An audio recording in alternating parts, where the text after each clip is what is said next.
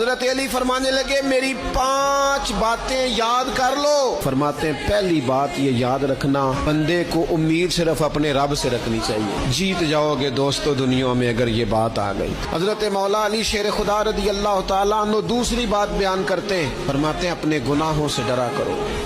اور تیسرا مولا علی شیر خدا رضی اللہ تعالیٰ عنہ فرماتے ہیں اگر تم جاہل ہو نا، تمہیں پتہ نہیں، تو علم کے بارے میں سوال کرنے سے کبھی نہ شرمانا، پوچھ لینا، فائدہ ہوگا.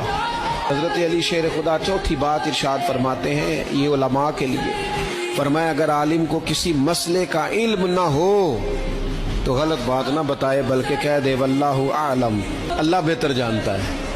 حضرت علی شیر خدا ارشاد فرماتے ہیں یاد رکھنا ایمان میں صبر کی وہی حیثیت ہے جو جسم میں سر کی حیثیت ہے.